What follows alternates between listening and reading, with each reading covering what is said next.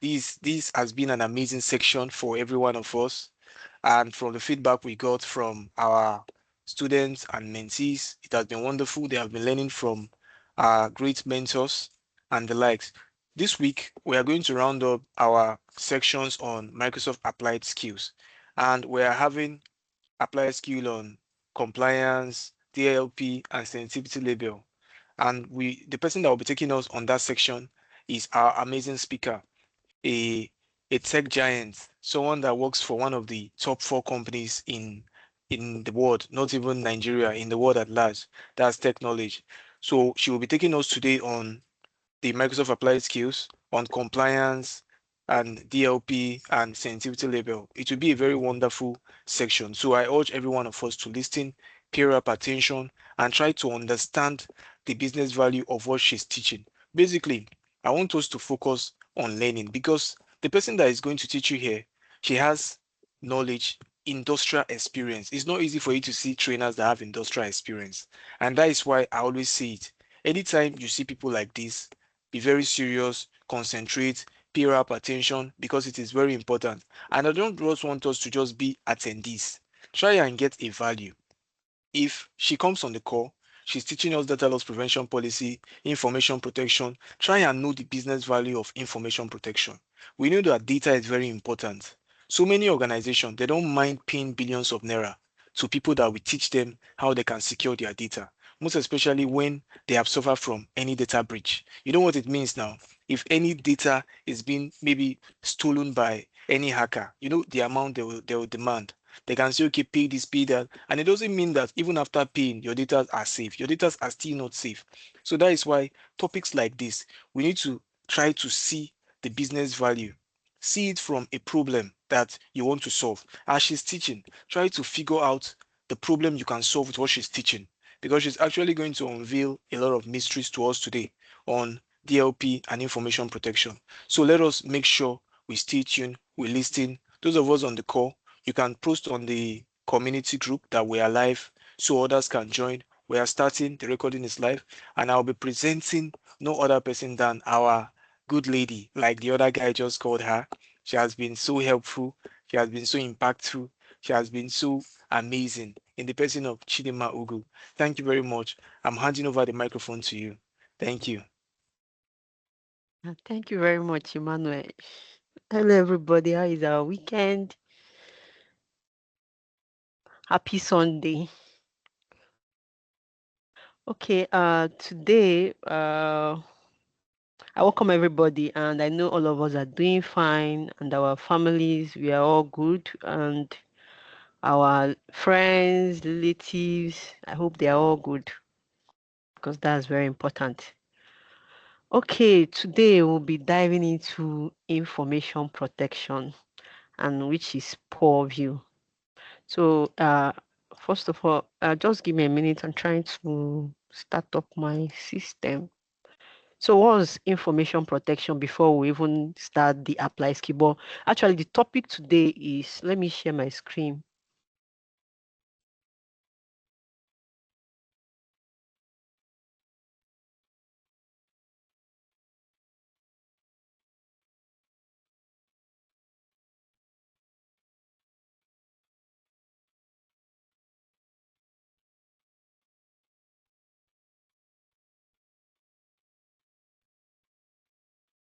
Okay, the topic today is applied skill on information protection. And yesterday, I was talking about it that the next one we're supposed to, since if you are done with the beginner level, should be implement information protection, data loss prevention. The reason why we actually switched from a previous one to this was because this one is a beginner for somebody who is starting out. It's just basically creating policies that can help keep your organization's information.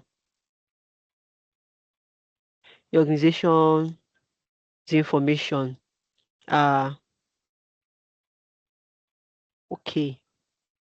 So, what is information protection? It's just simple.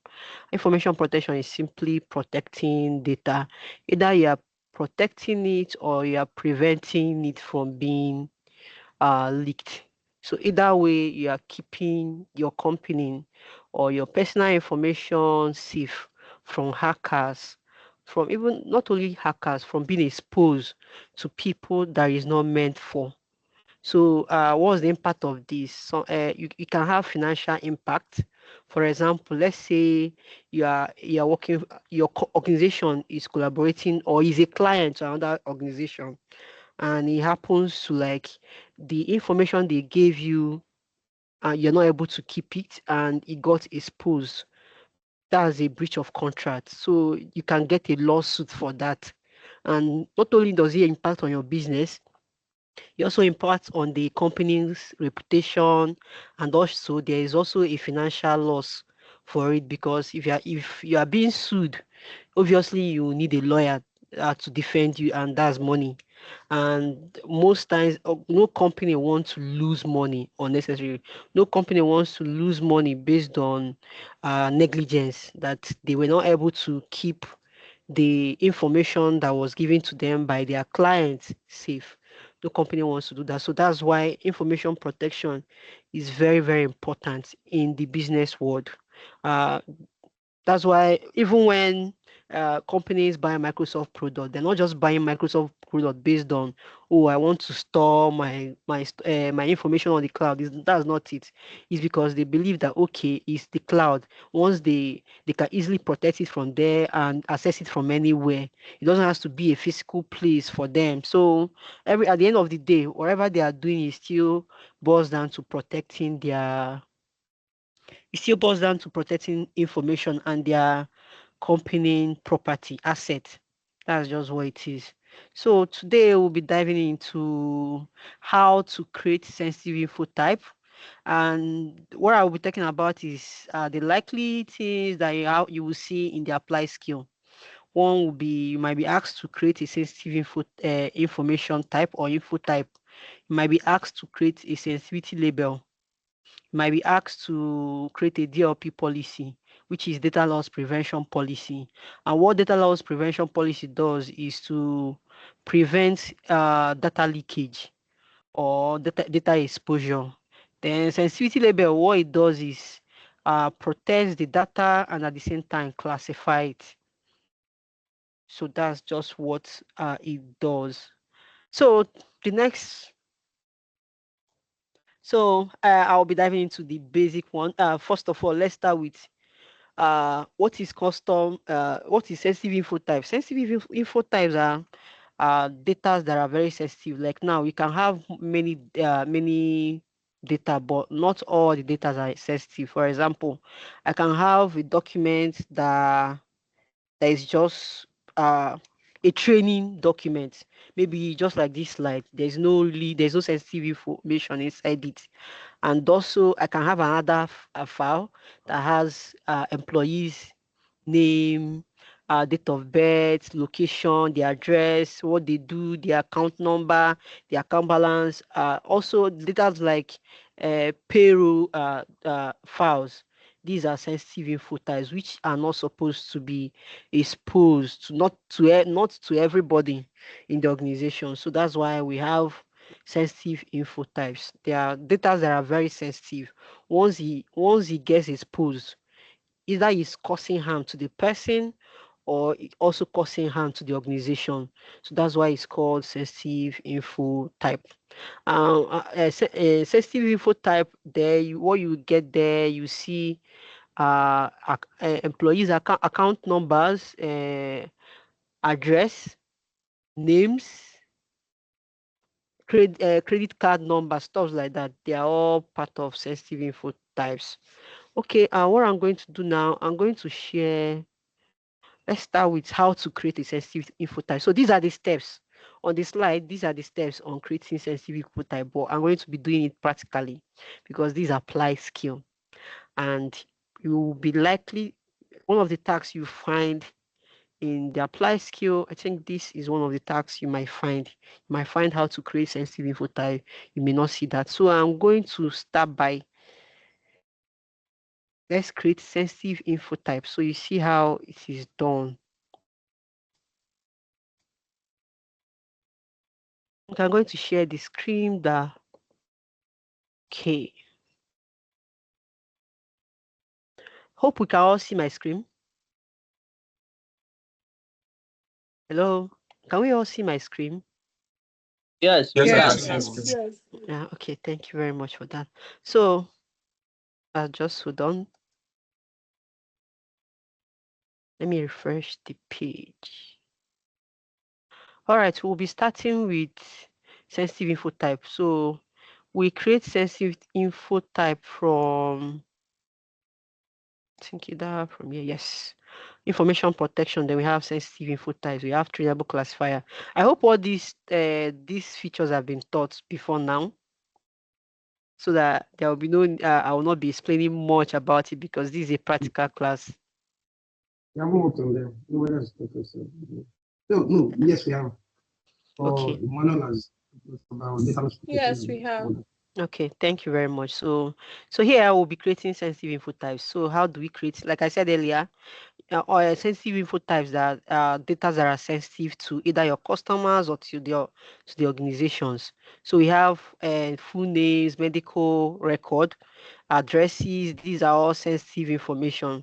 So when it gets exposed to people that are not supposed to have access to it, maybe your organizations, or your organization might be working with other organizations and they have their names and their locations. So when these stores get out without gets exposed, it's actually not good. It's actually risky because one of the things that all these hackers, this is how they get your name and send you text. You'll be wondering how this person knows you. This is what happens. Some of your data must have been leaked from some work you've done or some registrations you've done online. That's what happens. So here we click on create sensitive info type. So what we are creating is a custom sensitive info type, which means they are creating our own sensitive info type. We're not making use of Microsoft default sensitive info type, but sometimes companies make use of Microsoft default if maybe the sensitive info type they want to create is already there. For example, full names. Maybe the names you want to capture they are written in English. There's no need of creating custom sensitive info. What you simply do is we just navigate just hold on. Let me cancel this. Where you have full name, when you are creating DLP policy, just simply check all full names. It will capture names that are in English, which is and it has other names like Chinese name, Korean name. There is a documentation that will show you other languages that it can capture. So that's how you do for if what you want to achieve is already there with. But what we are doing today is a custom SIT. We are creating our own sensitive info type. So how to create a sensitive info type? First, for when you click on create sensitive info type, you give it a name.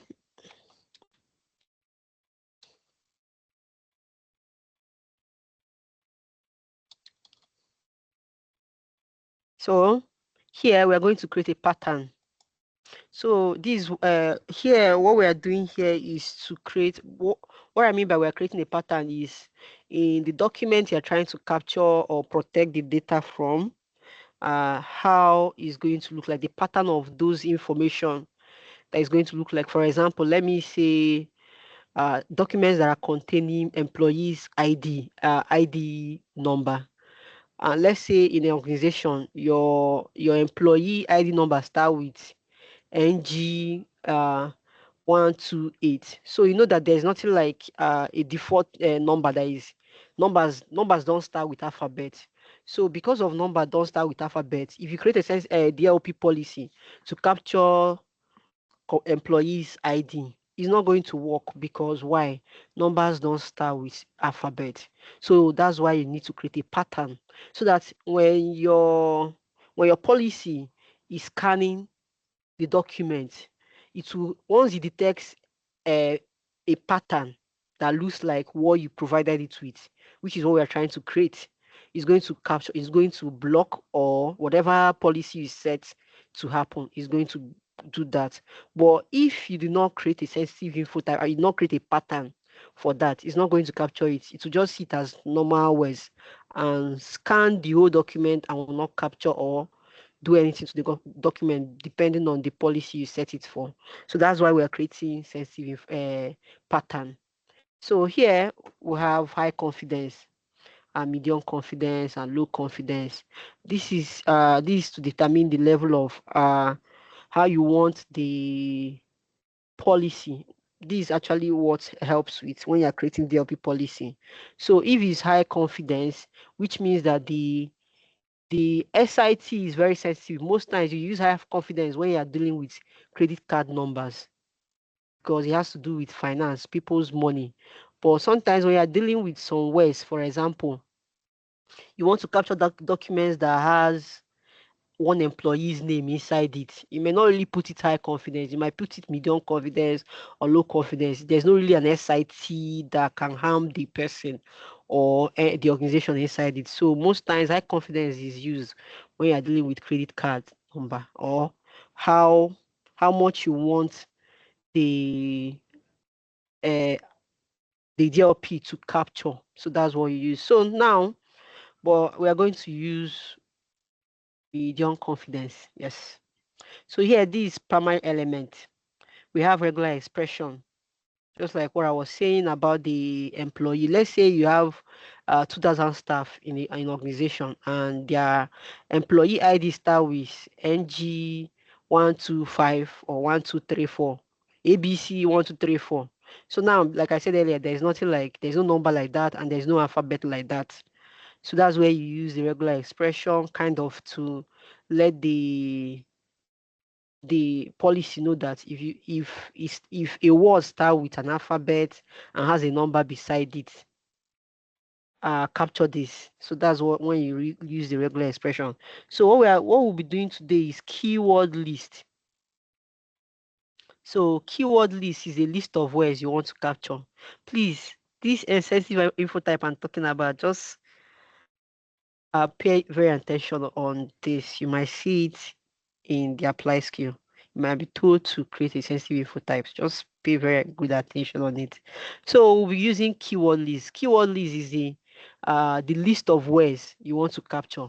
For example, you want to capture words like scam. I don't know, sometimes like maybe you want to know whether your user has been making, maybe kind of having some communication with people outside and they've using the word scam. You want to know what they're actually talking about that resulted in that word scam. So that's actually why all these sensitive info types are created, because it's not really one document. When you use keyword list, you're trying to capture, because I remember a customer raised a ticket and was saying that they want to capture, I think, 3 words. One was laundry, money laundering. The other one was theft, and the other one was one word like that. So it was keyword list. I had to show the customer, okay, what we use is keyword list, and I know why they were trying to create that SIT, because I believe that maybe they are trying to like scan through their documents to see, or not only documents, emails. You use SIT not only for documents, emails, to see whether their users have been making communication on maybe stealing. That's why they like theft, stuff like that, things that are related to likely one a user might do with their information. So most times when an organization create SITs for stuff like that. So creating SIT, you give it a name.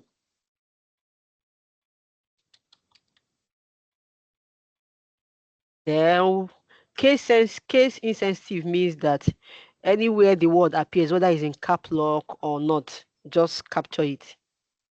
That's what case insensitive means. Then case sensitive is, okay, if these words are written in capital letter. I think I've actually had a case like that. A customer is a ticket that he wants to like. So when we are creating the SIT, I asked him, the words you are looking for in the email, are they written in capital letters only? He said yes, that they are all capital letters. So we had to use case sensitive. So which means that if a similar word that is looking like that is not in capital letter, it will not capture it. But if it's in capital letter, it's going to capture it. So that's what case sensitive is. So you add your words here, but today we're not doing case sensitive. So we are just adding, let's see, money laundry.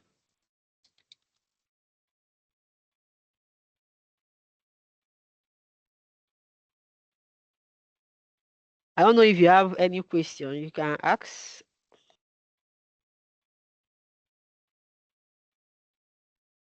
Good evening, Thelma. Good evening. Good evening. Yeah, Yes, so I do. the ID, sorry, the ID, why did you write test again? I didn't get that. Okay, the ID is more like the ID for that SIT when you are going to. That it doesn't really like make more. I just had to use test because it's test that running. Okay, so it does. We can use any word apart from Yes, test. yes. You can use any word. So we I'm can just use like using demo. yes, Can we use anything. demo? Any word Okay. you want to use. I'm just using test based on its test that I'm doing. I'm not really creating an SIT. Okay, what is the meaning of SIT? What is SIT? Like I said before, is sensitive information type. Informations that are sensitive, like Sorry. your account number. Okay. Sensitive information type. Okay, I get it. Yeah. Thank you. You're welcome. Okay, let's just use 2 words. Okay, Jennifer, you have a question? Yes, I have a question. Please, concerning, sorry, it's still about this, but I'm coming there. Concerning what you said about the MS365 basic plans and everything, I actually did the basic plan, but right now, this SIT, I can't find it in my own. Like, I'm just seeing sensitive label. Like, that means I can't even follow what you're doing right now. Okay, now this SIT right now, it comes with a E5 license. The reason why I was talking about the using basic to start is that this is just a class we are teaching. When you start using this, you must have understood Purview to come here to be able to use it. So if you're starting out newly and you've not understood Purview or even your normal Microsoft admin center, for you, maybe you've done that, you've gotten to this level, you can just switch to E5 or E3 license if you have gotten to this level, yes.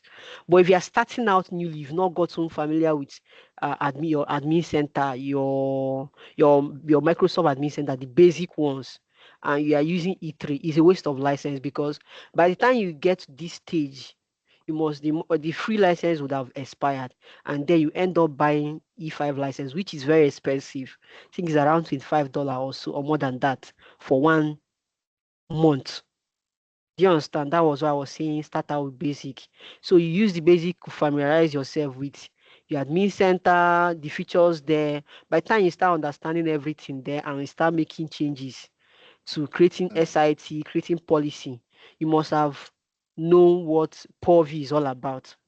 So that's why I said about the basic. So, but if you already done that and you want to start creating SIT, I will say buy the license. But this is what I do. I would have said to go and get a demo. There's a demo tenant.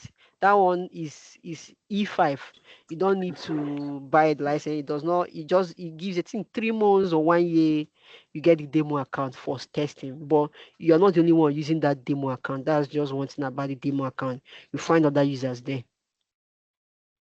So that's just it. But that was why I was talking about the basic. But if you are way ahead of other people, you can get the E3 license trial and start creating SIT. But for what I would say for this SIT is this: before you start creating SIT, you must have fed your tenant with information. What do I mean? You can't create SIT where there's nothing in your tenant. It's not going to capture anything. It's not going to, like, you will not see the result of the policy you are creating. I don't know whether you understand what I'm saying. So our advice as you're creating your tenant, what I mean by feed your tenant is this: feed it with information. For example, most of the things I download from the internet, like files and some trainings and stuff like that, that are out there that are free. I save them in my OneDrive in my tenant. I don't save them in my personal drive. Do you understand?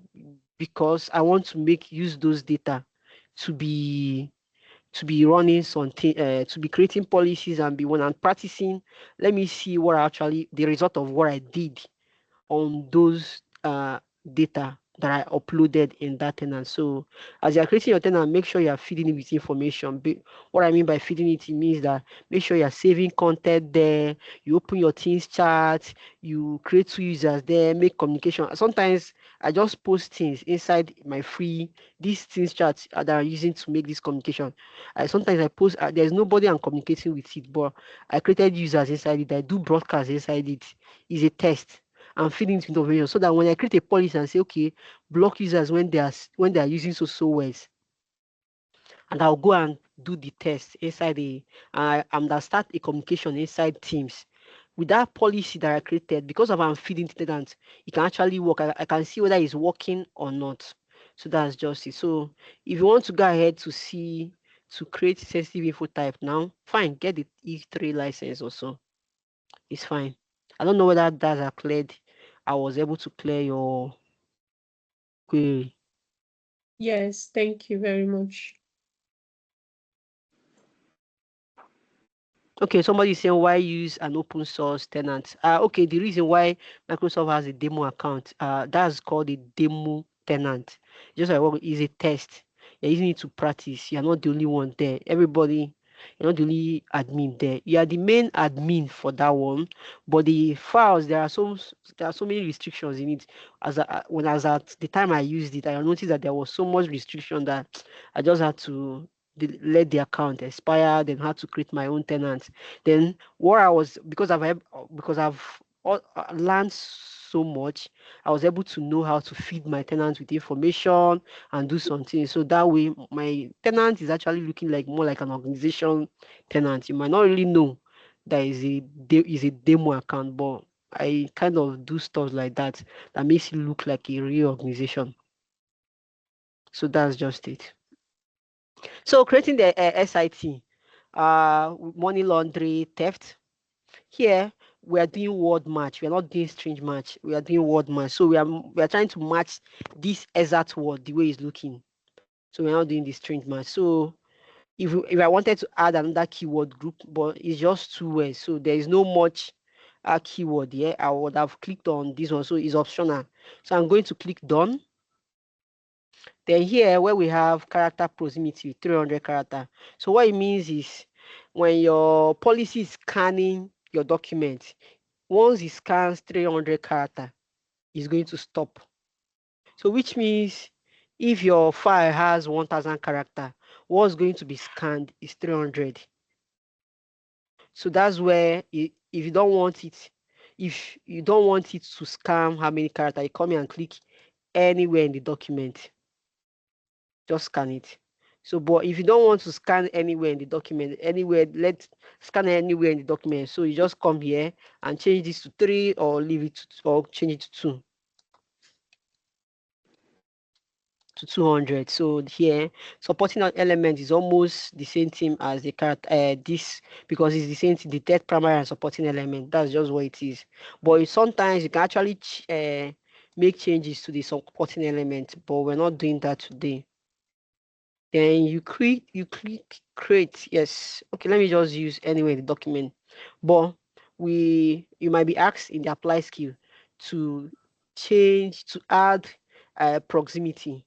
Might be asked to add proximity. So if you're asked to add proximity, that's how you add the proximity. Then you click create. So we've created our SIT. Then next, then we made it medium confidence level. Then next, then we have created our SIT. Sorry, is my line breaking? Somebody say my line is breaking. My voice is breaking. It's okay. It's okay. Maybe from his own end also. Okay. Thank you very much. It's okay. Yeah, you can. Okay. Thank you very much. Okay. Sorry. All right. So Hello, that's can how you hear you me? create. So sorry, who is that? Can you mute yourself? Yeah. Yes, I want to ask question. I just don't worry when I ask if you have question, that's when, which means that's when you ask. That's why I said that at any interval, not just to, so that we don't keep people. So when I say if you have question, just ask your question that time. So this is how you create SIT, sensitive info type. You will be asked, might be asked, sorry, how to create SIT in the apply scheme. So creating SIT is actually very simple. It's very easy. So this is how you create your SIT. So going back to the slide. So how to create SIT, we've done that. Actually, I've put the steps here. You can see it's very clear. So to guide you on how to create SIT. So now, do you have any question on SIT? Brown, Mr. Brown, you can ask your question. You've been raising your hand before we move into sensitivity label. Yeah. Thank you very much, Thelma. So my question is like, you were talking about the familiarity, before coming to this part. The familiarity, is it the Entra and security, the class security monitoring tasks? Are those the kind of familiarity we have to know before coming to this particular? Okay, the familiarity I was referring to was Microsoft Main Admin Center, which is this. Sorry, I was referring to Microsoft Admin Center, which is this. You have to understand how to buy your license, monitor, create users, create groups, know how to add your own domain. Because if you notice here, I'm not using on Microsoft.com. I added my own domain, which is Kashmir.com.ng. So you have to also know how to add your own domain. I also have Cytech.com.ng. You need to also know how to do that. Know how to do settings and change rules. So this is what I mean by familiarize yourself with Microsoft Admin Center. Then as you're doing that, because at the end of the day, most of all these things, you still have to, sometimes you come back to this place to check one or two. So you need to understand your main admin center before you move to security, purview, into identity, stuff like that. So because this purview now is for compliance and it's for compliance and information protection. So now, yes. Thank you. You're welcome. Any other person? Mohammed say, please, can you explain the case sensitive section again? So case sensitive section is just easy. What I mean by, for example, if the words you're looking for in the document, some are written in capital letter, some are written in small letter, you should not use the case sensitive part. You should put the keywords in the case insensitive. Please, who is that? Everything just from start to finish. I don't think the meeting will be long, Sha. More of an. So if the words you are scanning in the document, not all the words are written in capital letter, that's where you use the case insensitive box. If all the words are looking for, you want it to capture words that are written in capital letter only, you use the case sensitive box. Because if the words you want to scan are all written in capital letter and you go and put the keyword inside the case insensitive box, actually it's not going to work. It's going to capture both the ones you're looking for and the ones you're not looking for. And when stuff like that happen, you don't really know if your policy is working or not, or if actually data are being leaked because the data is not correct because of that little mistake of putting words that are maybe the words that you want to scan are cap lock, are all capital letter, and you can put it in case insensitive. It's going to bring both any similar word, the same that is in small letter, is going to capture it and send it and bring it to you, and you now be confused like which one is which. So that's just it. You're welcome. Femi, you can ask your question. Okay, thank you very much, Thelma. Can you hear me? Yeah, I can hear you. Okay. Please, I believe this SIT, creating an SIT is something that generally should be or should go for, like someone creating it should go for an insensitive case. But I want you to please try and create or give us a scenario whereby someone may need to create an SIT with probably a title case or a capital. I don't know if you understand what I'm Yes, saying, I because I understand what you're believe if you're saying. trying to fish out some Yes. words and trying to create SIT on some sensitive words, Okay. So the normally scenario where like companies. the words you use, like theft, like Yes. Okay. uh, So the scenario where you use please, case case sensitive is, for example, there are some organizations information that when, for example, let me say, like there are some documents that are written maybe anywhere you see that document in the organization. It's not a regular word. It's not a regular word. Do you understand? It's a word that is related to that company. For example, I might be putting, when I'm putting my the names of people in my organization, if I'm writing them, I'm writing all of them in capital letter all the time. It's being written in capital letter. So these are a pattern that is related to the organization. So that's what I'm trying to. The scenario is this: is that there are some information that organizations have that the information are written in capital letter. There are some words. For example, let me use this. This my tenant here as an example. Hold on. Let me. So here, like this company name, CCA Group. Anywhere you see it is written in capital letter. So if I go and put CCA Group in small, in that case insensitive. Now, what the case insensitive means that anywhere you see something that is not really the CCA Group, or maybe maybe this word is a common word, but it's not stating this company, because, for example, there are some company names that are common words, but anytime somebody is writing the name of that company, it writes it in capital letter. For example, if I writing the name of, there is a previous company I worked with, their company name is always written in capital letter. So let's say, and that same name is a common name. Is a common name. The name of that company is Itoje, but if you pronounce it in English, it's Intune. But they always write their company name in capital letter. So now let's say they want to capture where their company name has been written, and they don't use that case sensitive. It's going to pull out both when somebody is talking about Intune, both where somebody is talking about Apple Intune, because of that case insensitive that they used. So now they will not know when somebody is talking about them or not, because of that mistake. But if they go and put that into, let me call the company Itoje, inside the case sensitive, it's going to pull out only where the name has been written in capital letter, and most likely is that company. When you see that stuff, it's always that company that document is talking about. So that's when scenarios like that. Is that clear, Femi? yeah, it's very clear. Thank you very much. You're welcome. Emmanuel.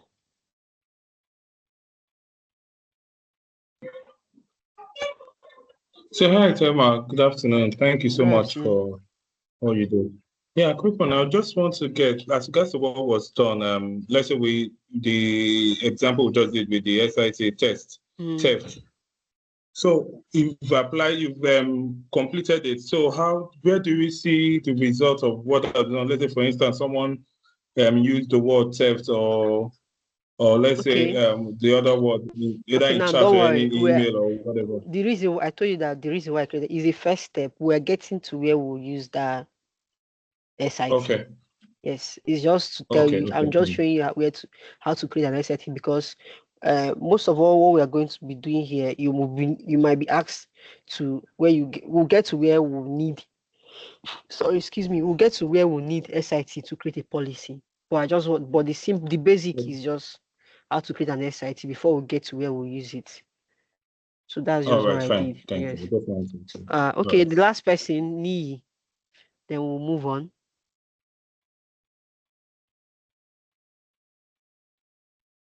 Are you there?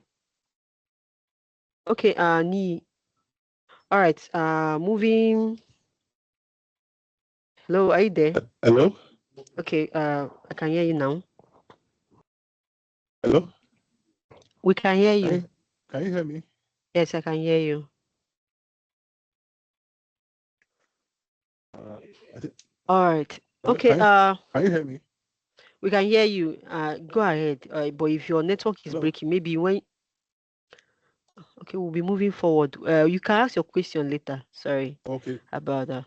All right. Moving forward, we are moving to sensitivity label. What is sensitivity label? I believe we've been taught. We already know what sensitivity label is. So the name of the label is going to be called private one. Then it's by default is always the highest label. But if I don't want this to be the highest priority, after creating it, I'm going to lower the priority. So you can give it name, description. Now, the reason why we put description is because your users, they are not, so most of them are not kind of technical. They are just normal.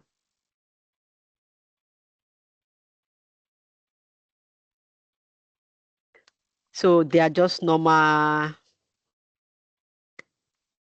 So the description, the reason why this asterisk is on the users is that most of organizations is just you, just like the way I'm teaching you. Some of you are not technical yet. So the reason why you need to put description is because if you don't put this description, most of the users, they are not technical. They don't actually know what sensitivity label about. So you use this description to educate your users on when to apply this label, so that they don't go and apply it when they're not supposed to apply it on a document. So that's why you have descriptions for users. So I will just say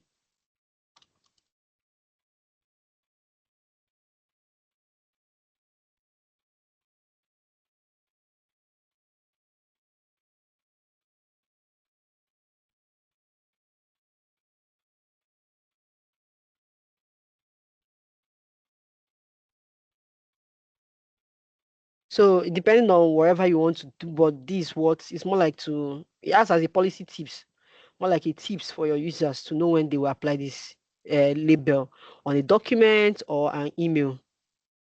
Next. Here we have a scope. Now you can scope your label to files, to emails, meetings, sites, Microsoft 365 groups, loop, and fabrics, depending on where you want to scope where you want to use the label for.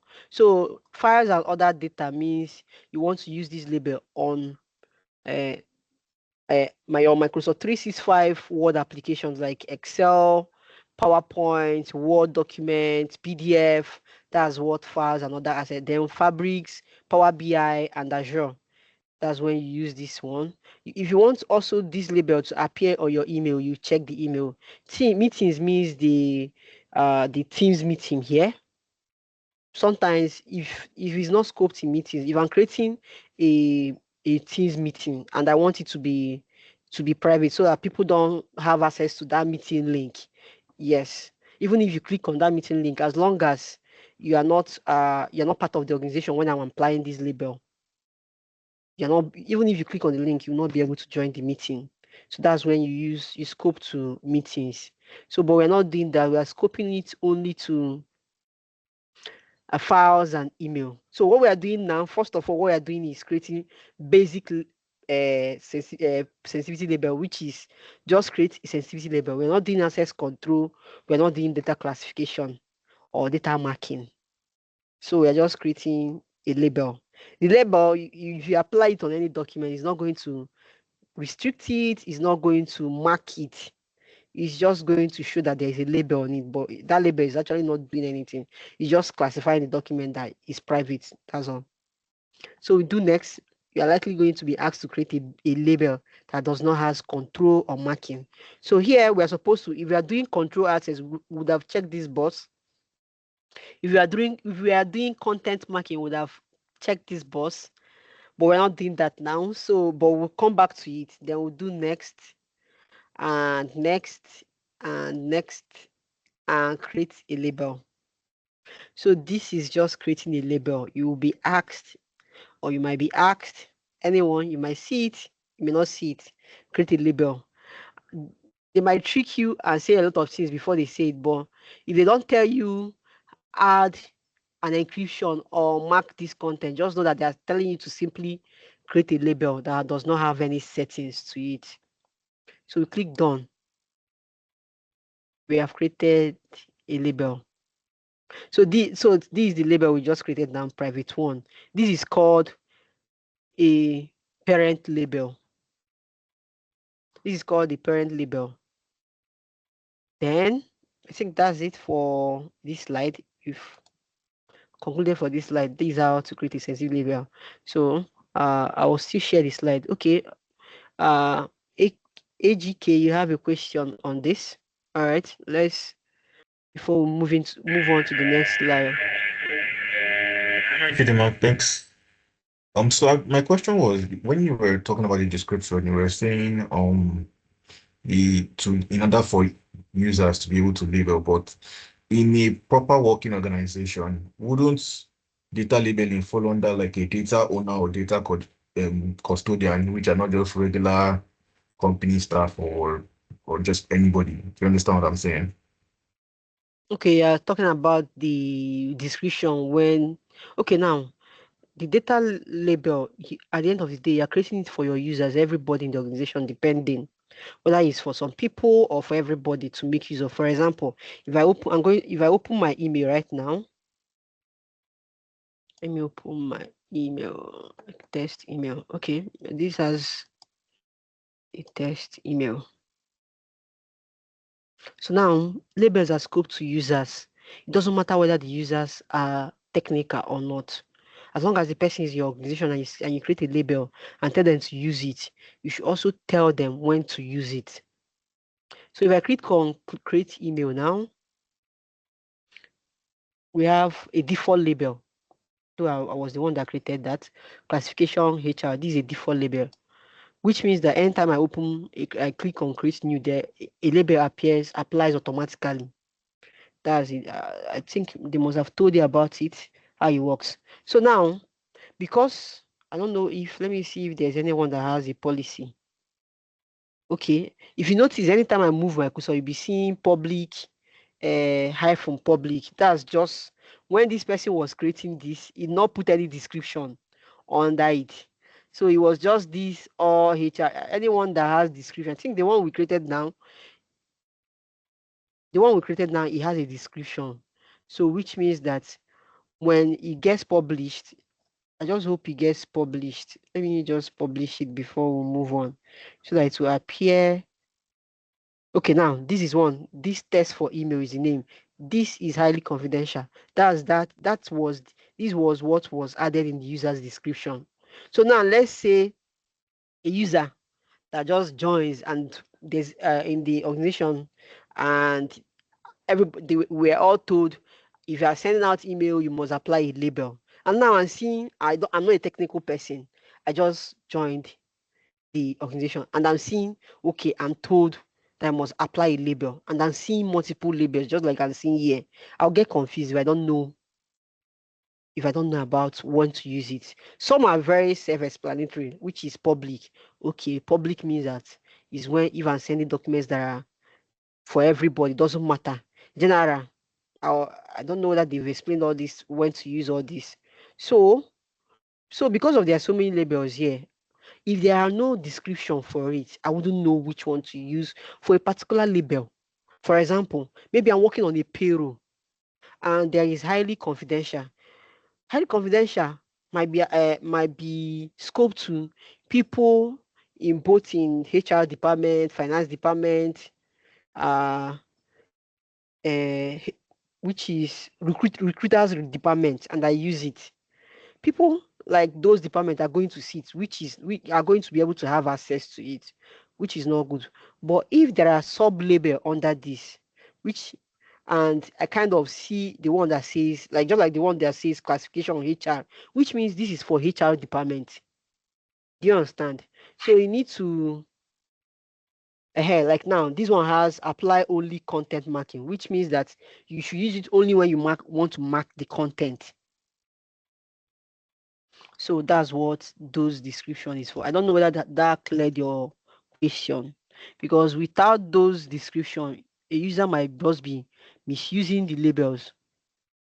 I don't know if that cleared your. Yes, it did. Thank you. You're welcome. Tolu, you have a question? Yes, good evening. Yes, evening. so the labels now, is it possible to have labels for all departments depending on what we want to like send? For example, an email, like I saw that they have for HR and stuff like that. Yes. Yes, every department in your company, even if you're working in a big organization, all your departments, every department has their label. Sometimes you might be in recruiter department, and some documents you're not able to access it, but you'll be like, why? Is all those the label that was applied to it is not meant for your department. That's why you're not able to open it. So yes, you can actually create a label for departments. Okay, thank you. Yes, but I'm also going to show you how to scope it to those departments so that other people will not have use of it. But what we just did now, we just created a label. We've not assigned, published it, like what I said on the slide. This label is now created, but users won't see it until you publish it in a label policy. So what we just did, we just created the label. We've not decided whether we want everybody to have access to it or whether we want only the HR department to have access to it. What we just did now is to just create a label. So that's just what we just did now. So Lovina said, what's parent label? Parent label is like the mother or father of all labels. Like now, let's just say a parent label, yes, is the higher. That's just basically what it means. That's why it's called parent label. It's the main label. That's what it is, the main label. Then you can have other small label under it, which in simple terms, children, or is the main label. Then under that, okay, let me use an example. For example, now, let's say a parent label that is named HR. And under that HR parent label, there is HR team 1 and there is HR team 2, which means that inside this parent label, I use it only if I want to communicate with people under HR in general. Then now, if I want to use HR sub-label under this parent label, HR team 1, it means that if I'm sending communication to HR team 1, I should use the one that bears under the same parent label, which is HR, if I am communicating with people only in HR department 1. I don't know whether it's clear, Lovina, but that's what it is. Yes, I will share the slide. For the yesterday slide, sorry, I've not actually saved it, sent it to the organizers. So that's why it has not been shared. But I'm going to do that today. So maybe by latest in the night or tomorrow, you will get the 2 slides. So I don't know, Lovina, have that answered your question? So parent label is when you want to communicate in general, you make use of it. But when you want to restrict it based on some certain people inside the same group, that's when you now have sub-label, which is more like children. So Tolu, you have a question? Sorry. Okay, thank you. So if you want to create the sub-labels, let me say you have created HR, they want to create a sub. Are you creating it under HR? We are coming to that. We are coming to that. So that's it for creating a parent label. So now we're coming to creating a sub-label. So a sub-label is more like children under under a parent label. That's why it's called parent. So when do you create a sub label? You create a sub label, just like what I gave as example. Inside this is a parent label, highly confidential. Inside this highly confidential, we have for all employees. So which means that yes, it's a highly confidential label, and for all employees means that all employees can use this highly confidential. Then inside this highly confidential, there is for specific people, for specified people, which means that if I'm trying to, just like what I said, HR team 1, HR team 2, maybe I'm communicating with them, I'll use this one, which means that it's going to be for the people I scoped it to, that's going to have access to it. And if I apply it on a document, only those people that I scoped it to that will have access to the document is applied to. That's just it. Yep. So that's just what sub-label is. I don't know whether any other one has. Any other one has. Okay, let me check general. These are default label by Microsoft. So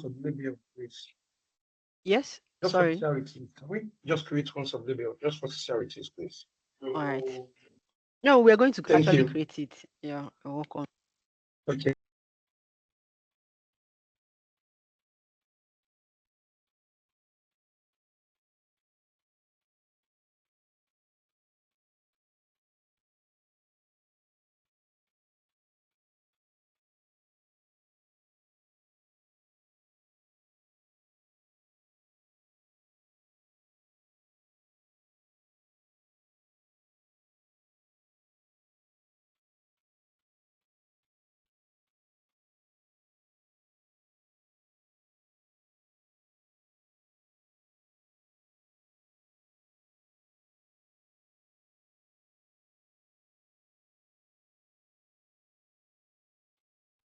Hello, Thelma. You are muted. We can't hear you. Please unmute yourself. Sorry. So this private label, sorry, I didn't even know. This private label is for people internal. Now, this sub-label, like I said, private, yes, it's private label, but there is private internal and there is private external. I can decide to choose either one. Do you understand? So sub-label is more like a division under, let me use organization as an example. You're like a subdivision under a division. Just like what I said, there is executive management group. Inside that executive group, there are executive small group inside that executive group. So that's what sub-labels are. Small groups inside the main group. So the main group is the parent label. That's just what it is. Then this private internal is just like the small group inside the label. So now display name, I'm going to still put it private internal.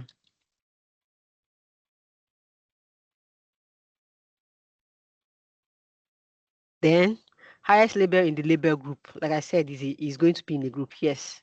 So which means under this private label is the highest priority. What it means is this. Let's say I created another label. Let's just say after creating this one, I created another one. And there are two sub-labels under this parent label. If there is a file bearing this label, and this label currently is not the highest priority, the one that is above it is going to override this. So that's why they're saying, do you want it to be the highest priority in the label group? I would say, or by default, is always the highest. Once you create another default or under sub label, then the label, the priority now lowers. So for now, it's still is the highest priority in the label group. So for description for users, use only internal.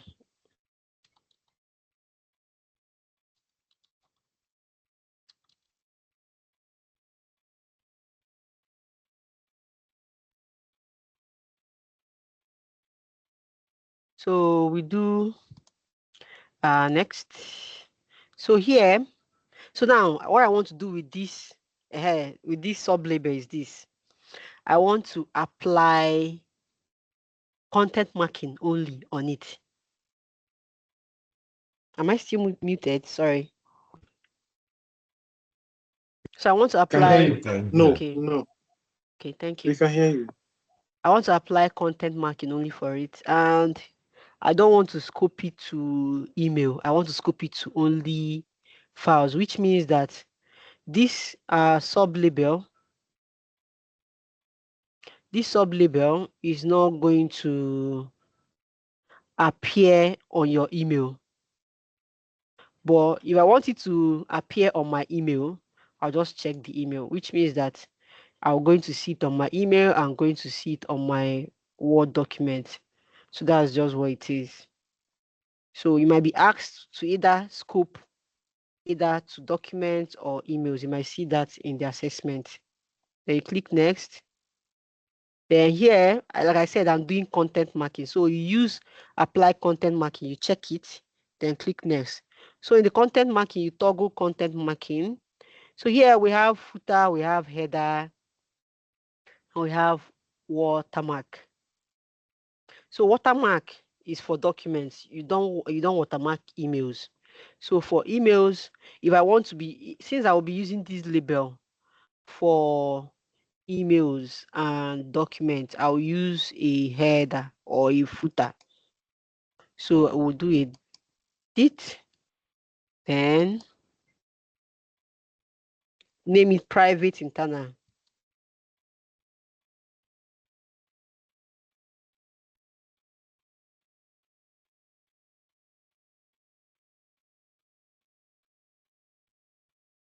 Then the font size, if you want it to be big, the color, then I'm going to put it at the center, save. Then do next. You can either choose to do a footer, depending on your choice. Then you do next. We are not doing auto labeling. We do next. Then we create a sub label.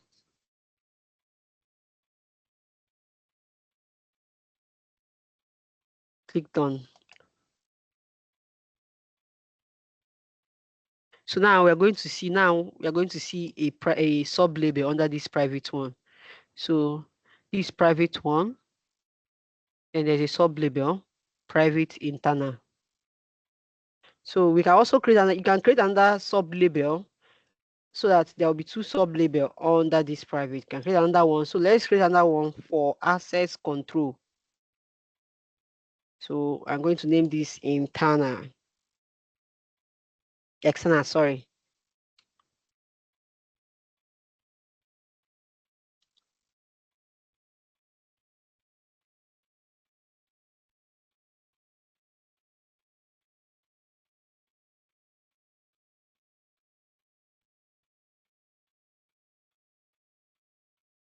Like I said, anytime you are creating sensitivity label, is always the highest priority. So once you finish creating it, if you don't want it to be the highest priority, you just have to, I'll just show you how to reduce it and increase it if you want to increase the priority depending on where you want it to be. So description for users for external purpose.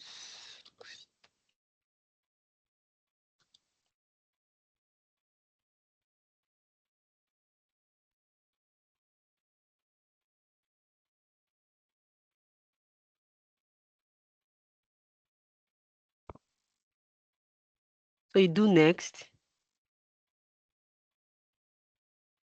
Then we have here, we are going to be scoping it only to document. Let me remove the email now. So next, let me show you, and why I'm removing this email is so that you see that, because you might be asked to scope it to only one workload. So then control access here, we do next. So under this control access, we have assign permission now, and we have let users assign permission when they apply the label. So if we are doing assign permission now, it means that anytime we apply assign permission means that the permissions are being assigned immediately. For example, now, if I leave this to assign permission now, if I come back to this, my email box, when I publish it, I'll no longer be seeing this default label. It means that it's this label that I'm creating now that I'll be seeing. That's what apply permission now does. It means that I don't want my users to decide if they want to use that label. I want them to use it, whether they like it or not. It's just what I want. So some companies are like that. Some companies can create label and say, we don't want our users to be deciding which label they want to be using. For example, let me describe when these assigned permissions now are being used. Now, these permissions are used when, for example, I want to create policy for finance department, and I don't want them to be deciding because of how sensitive the data they are making use of. Basically every day, everything they are doing inside that department has to do with money, and it's going to be somehow that a user might forget to apply a label. I don't want to hear stories that, oh, sorry, I forgot to apply a label. I don't want to hear stories like that. So that's when policy makes use of this assigned permission now. So what it means that every time those users in that department, in that finance department, all their files are being automatically labeled. It's not like it's automatically labeled. This label is applied to it, and you cannot make changes to it, which means that every file that is being sent out is going to bear this label. That's when companies use assign permission now. I want to assign the label. I don't want you to decide. So, but we'll be using let users decide when they want to permission. Let the users decide. I want to leave the power in the users. I don't want it to be like I'm the one controlling everybody in the organization. So that's when you use this option. But when you're using this option,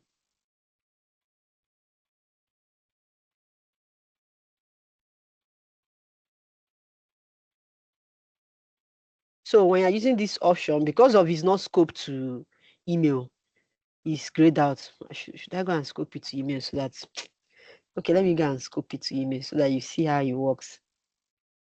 Actually, next. But you'll be asked in the apply skill, you might be asked to scope it to only document. So now this is active for Outlook. So if you choose do not forward, it means that all the emails that we are sending out, anybody, the person that received it will receive it, but it's not encrypted, it's not protected, but the person cannot forward it, which means that he is the only one that can read it, he cannot share it with anybody. I just don't want to encrypt it. I just don't want to encrypt. For example, if I'm sending email, okay, sorry, it's actually encrypted, but I don't want you to forward it.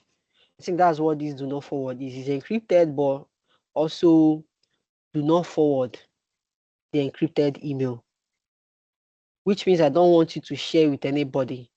Then the encrypt only means that is encrypted, but you can actually forward the email if you receive it to somebody. Then here we have for documents, you check this in Word and in PowerPoint, same thing. Then you click next. We're not doing auto labeling now, we'll get there, but for now we're not doing that. We click next, then we create this sub label. Yes, multiple labels can be given the permission, assign permission now, but this is it. You only use that when you are kind of classifying. You're not doing that for the organization. You're going to do it for everybody in your organization. It's only one assigned permission now that will work, and the one that will work is the one that has the higher priority. Same thing has to do with priority, but you can actually create multiple labels that have assigned permissions now.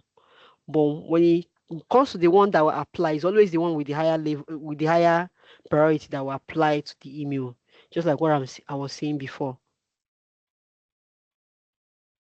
Yes, I mean having 2 or 3 sensitive labels. Yes, you can actually do that. But everything boils down to priority. So if I have 4 sensitivity labels that I created as assigned permission now, the one that is going to appear in my user's email is the one with the highest priority. Let's say, for example, let me use this as example. Personal is assigned permission now.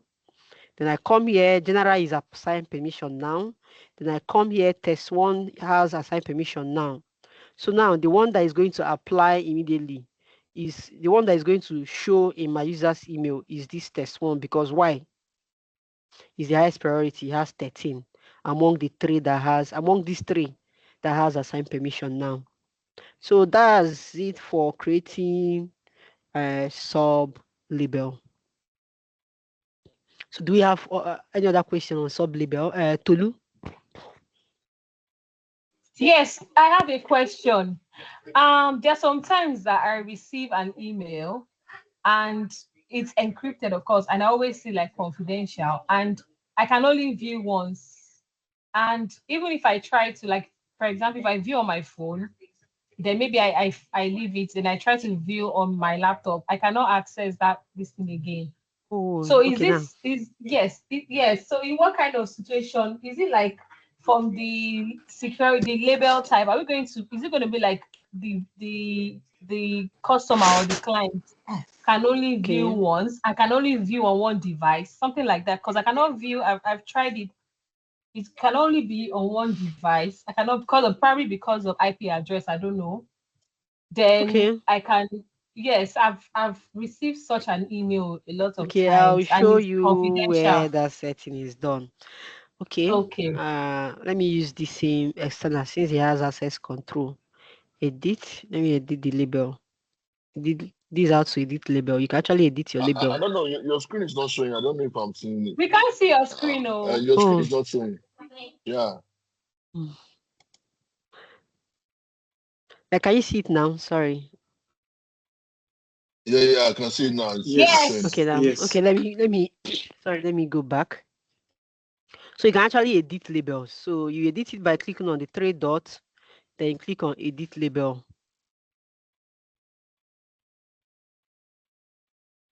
So here, like you were asking, where is that setting from? This is where the setting is from. Next, this access control. So the reason why we not see that setting is because I'm letting users decide.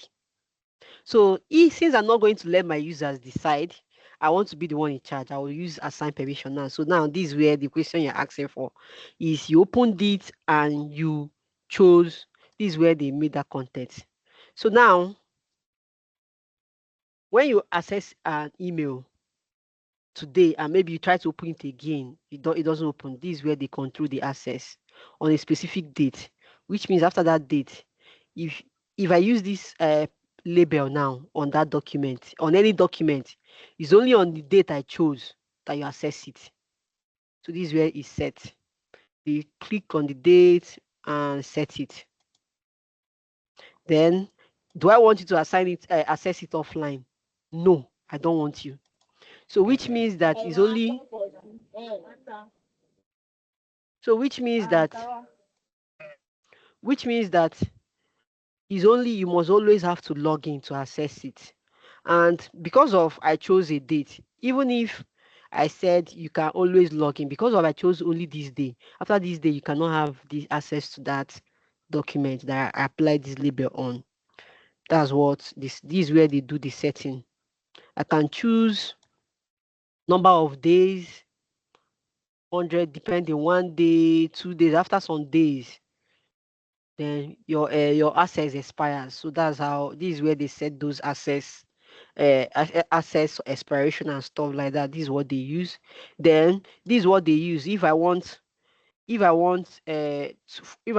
to be have access to these documents offline. If you notice, there are some documents that you have to, it's only when you log in into that document that you that you have access to the documents.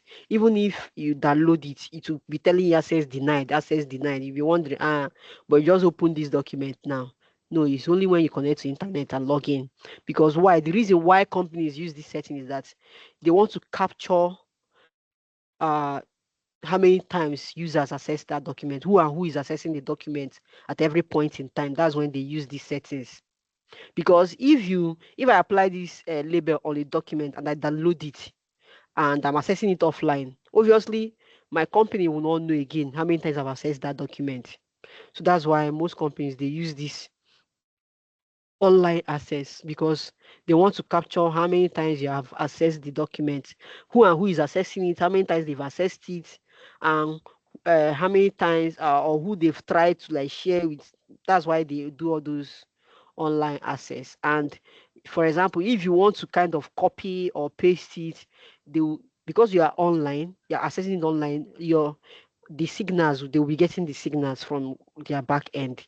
That's why they make these kind of settings. And when you use this kind of setting, you will do you have something we call assign permission now.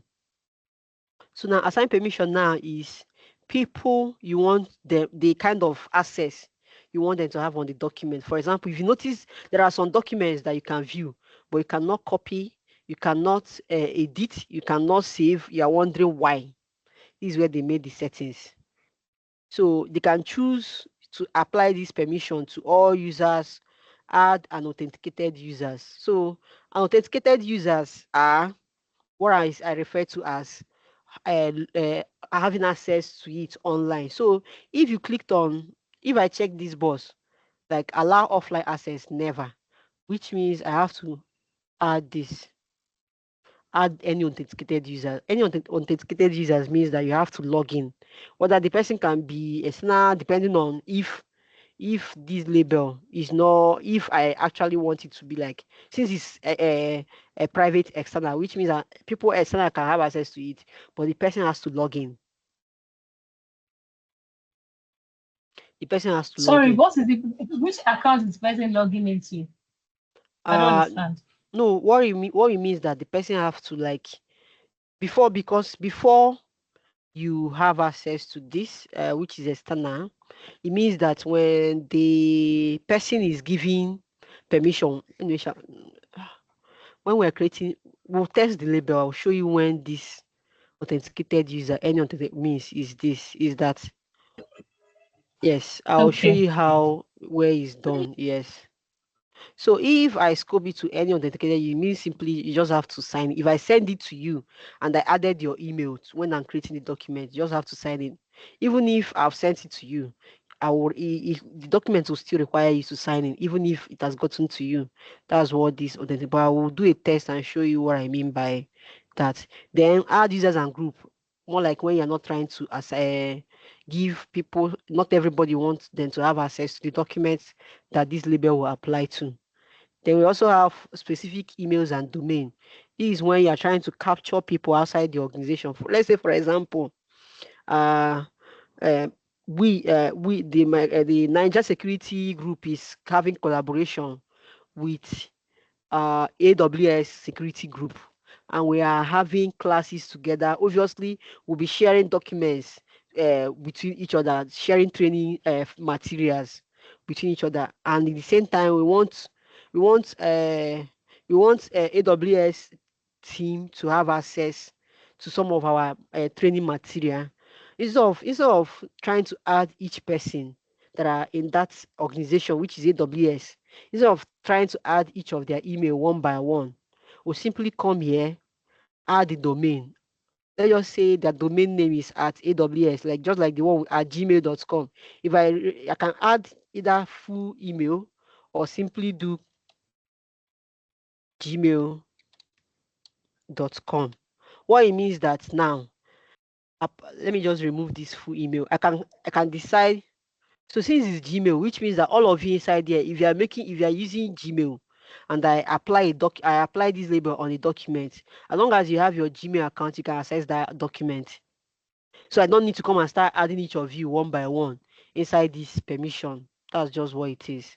So to narrow it down, okay, fine. Let me just do gmail.com to not stress myself out trying to add everybody's email inside this place. So let's just say your company is working with your company do a lot of how will I put it, like banks that work with different companies and collaborate with different companies, and there is a file you want to like a changes you have the bank have made in the organization, and they want to issue that changes to those organizations they are working with. This is where they just do assign now, they'll keep adding domains they're working with. Let's just say sitech.com,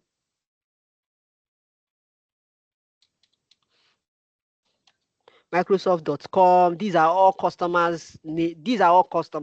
And simply you capture them by using their domain. You don't have to come and start adding maybe each organization you're working with 10 persons. In each organization you're working with 10 persons. You can, instead of coming here to type or each company in 10 persons name, just simply put this in, just do that. So that's just what they do. This is where you do that. Then here, where they say choose permission, this is where you now decide the kind of rights they have. Editor, which means that if I'm going to send you this file, do I want you to be able to edit it? If yes, you have where you see save, print, copy and extract content, reply or forward. That's where I make. But if I want you to just view the content, just like what we are saying, that you viewed it, this is where it is. You just have to view it. You cannot change, you cannot print, you cannot copy, you cannot paste, you cannot do anything. This is where those settings are made. Then, okay, view content, I click save. So let me use any authenticated user, then save. So I've actually given, which means that any person that logs in, the only right you have is to view. We have seen a lot of those kind of websites and documents like that, where fine, you've logged in, you are now accessing the document, but anytime you try to copy, you are seeing a block sign. This is where they did the setting. So after that, you do next.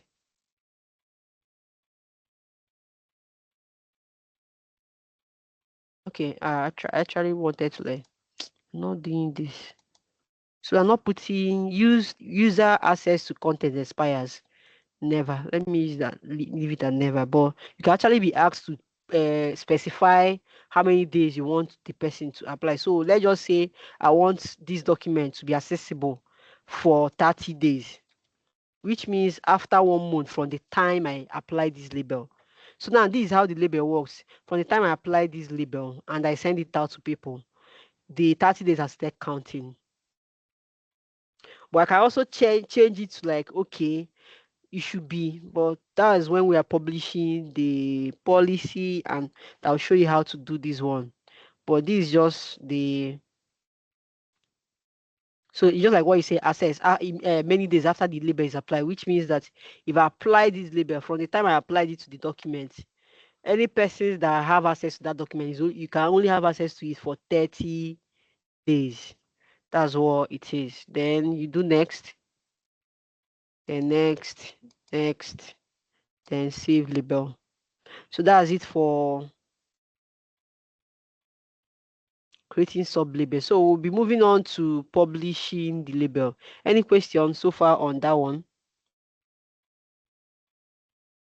So, okay, is on that. So now, how to publish a label? Let's go to publishing the label.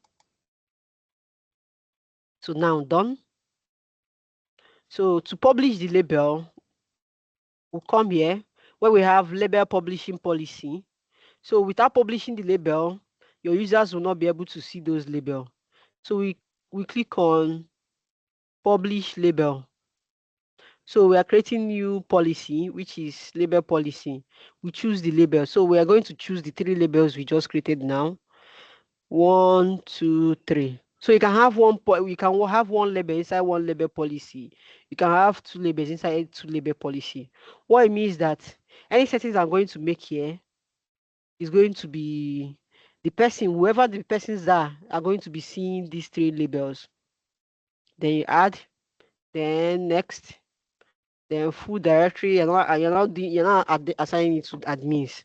So here, edit, I can choose to scope it to specific user. So now this is what it is. If I choose only admin collect, it means that these 3 labels I created now is going to appear for collect. Any other person will not see it. A customer has raised a ticket, was asking me that sorry that she has an issue. I was like, what's the issue? She was saying that that in her department that some people have default label And anytime she opens her own, she does not see any default label, that there's an issue with her Outlook. So I now told that, I asked her first of all if she's an admin. She said yes. I said, let's go to Purview.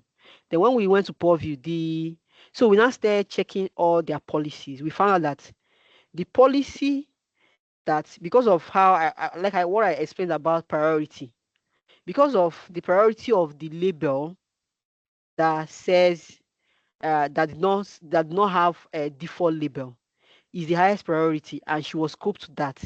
That was why some people are having default label, some people are not having default label. I told her that she was not saying why, and I told her, see, your own highest priority is different from another person's own highest priority.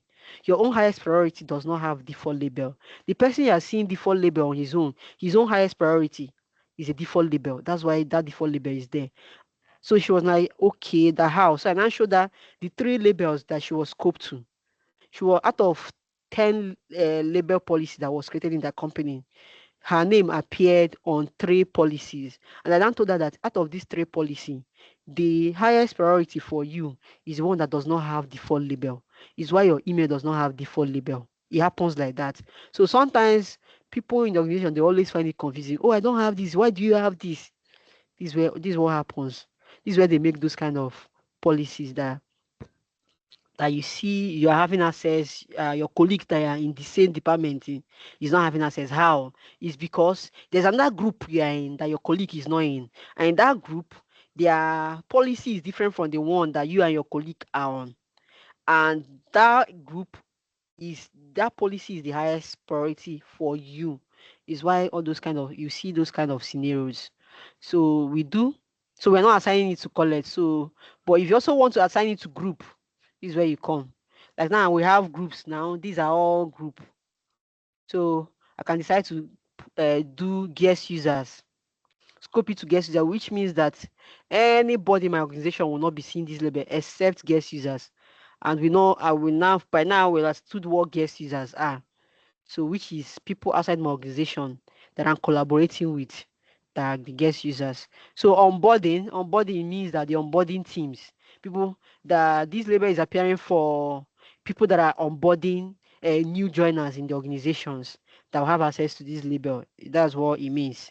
Then if I want to scope it to executives, it means that this 3 label is going to appear on the executives here. It's going to appear here for those executives. Anybody that is not executive is not going to you're not going to see the label here for the person. That's what this is for. But we're not doing that. But you might be asked to do that on the apply skill. Then we do next. Here, users must provide a justification to remove the label. If I want to know, now we've had a scenario where somebody used this permission, assign permission now. Then he did not check this box. So later on, that person, in that case, the person was their managing director, yes. So the person resigned and a new manager came in. All the files, nobody could access it. So they raised the ticket that we cannot access anything, that all the files that I told them, I explained to them that the reason why all those files are locked out was that the person that applied that label, when he was creating it, he did not create it for you to change it, which means that nobody can change it from their end. He has to come and say, so the person now asked me, what do we do that? Because our manager just came in, he cannot access anything. I said, just calm down. It's not really that hard. So we now came here, we now added this to that policy. And I told the person, either we unpublish the policy and let no policy apply to it, or we come here, we add this. So she was not asking, what does this mean? I said, it means that your manager can change that label, but you have to provide a reason for changing it. You're like, why would they see it? I said, that's the only thing, unless we completely remove the label, and which means that all the files that has this label is now going to be unprotected.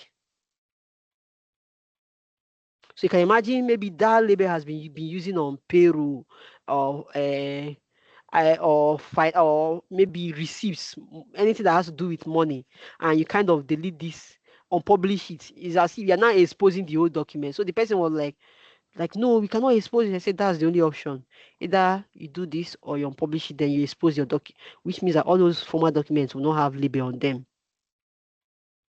And the person now says, okay, fine, let's just check this boss. So when we checked it, we went and did the test. He now reached out to the director. The director now said, oh, I can change it. He just told the director what to do. He was now happy. Oh, I can change it now. So this is where you do it. Users must provide justification. If not, you have to check it. If you don't check this, you just apply the label. That's it. Nobody can change it like that. If you are using assign now, this is for if you are using assign now. But if you are using let user decide, provide, you can, even if let user decide, I can change the label, but I will just simply I can change the label even if I don't check this box, because the policy says let users assign now. So it's not a must I will check this box. So this box is always advisable. Anytime you are creating assign permission now, make sure they are using this label, so that if what I'm saying is that you're not the owner of the company, so you have no right to create a label that without giving an option to make changes, because you're obviously not going to stay there till whenever. You might wake up one day and resign. Can you imagine resigning and you have locked out everybody from files? So that's what happens. So that's why you need to use this. Then require users to apply label. What this does is that before you start doing anything on a Word document, you must apply a label to it. That's what this does. You must apply a label, and if you don't apply the label, it will not let you type. Even if you are typing, you keep seeing that pop up. Please apply label. Please apply label. You just have to apply the label. That's what this box does. So we're adding that next.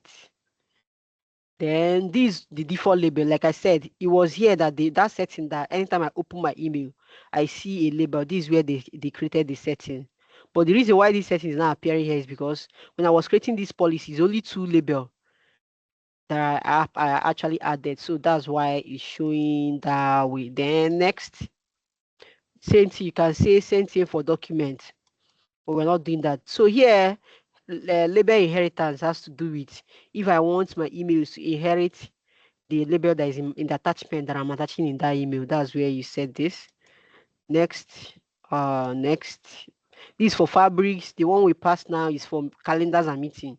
And when we are setting this policy, when we created that label is for emails, so it's not going to apply in those workload. Name, I can just give it a private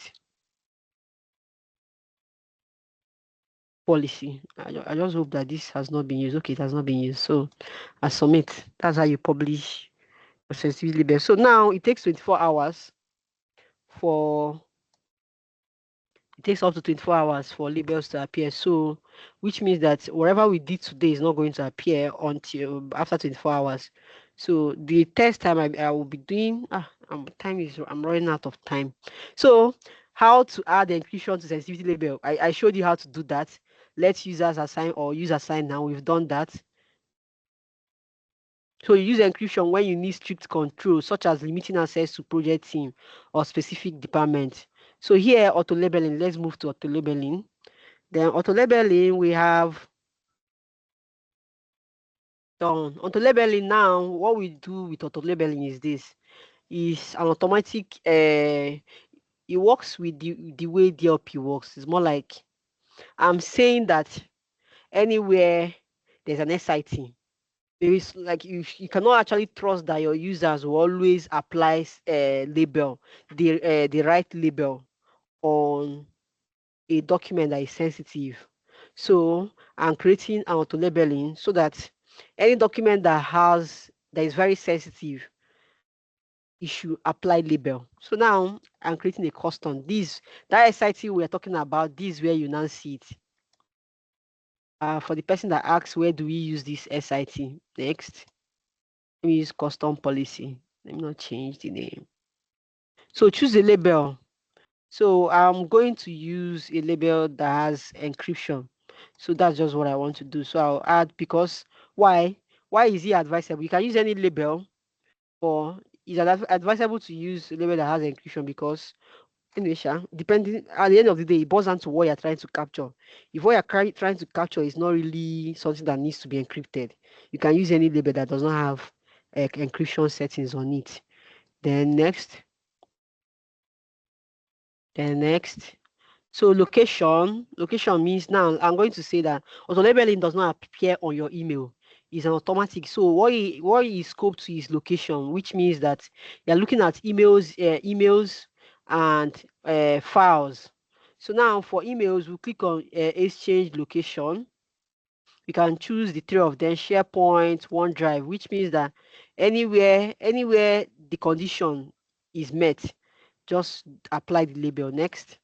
So here we're going to create a policy. Like we are creating a common policy. We are not going to make policy for each workload or each location. We're creating one common policy for the 3 locations. So here we are creating a rule.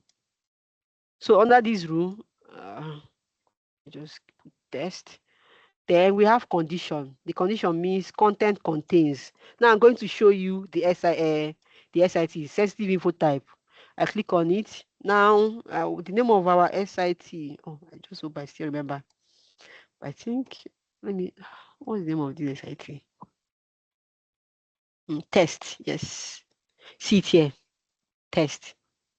So now I'm creating a label, which this label is saying that anywhere you see money laundering and theft, apply anywhere you see money laundering or theft appears in any document, as apply this label. That's what it's doing. That's what it's going. And it's being shared. Content is shared with people outside my organization. That's what it means. Apply that label. The label we used at the beginning. So that's what it does. So we can do exemption.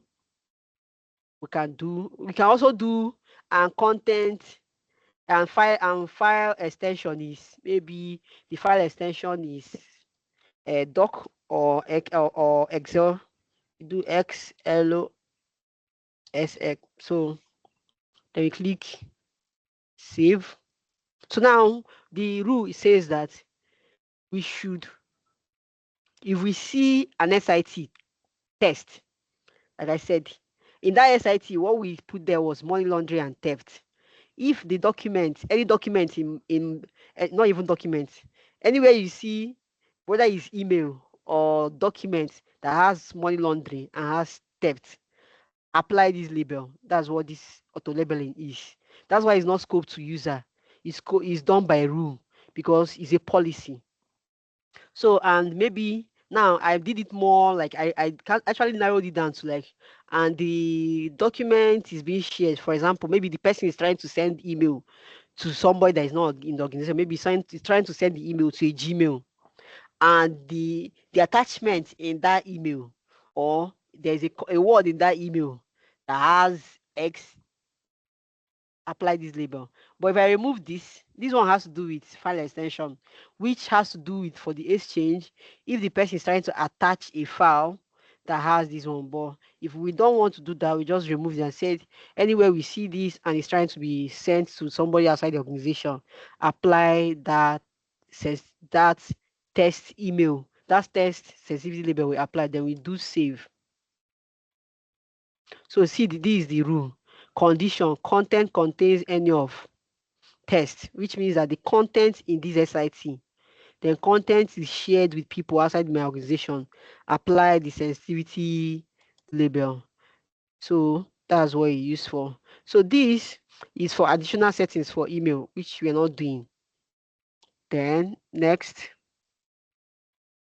Then for auto labeling is being done on it only runs in simulation mode. You don't turn it on fully.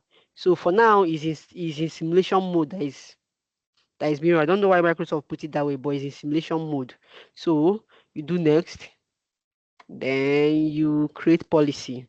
So now we have a policy in the organization that says which other one am I missing? Can only be used. Oh, it's true. This test for email is actually scoped for exchange when they were creating the sensitivity label. So that's why it's now prompting me that it can only be used for exchange location, which means that I wasn't the one that created the label. It was a colleague that I'm working with on this tenant that actually created the label. So he actually created it for. So we are going to choose another label that is scoped to all workload. I think let me change the label. Let me use is it private? Yes.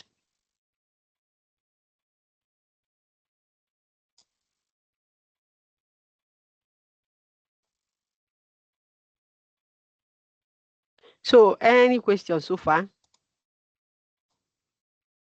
can go ahead and ask our question. I think this should be the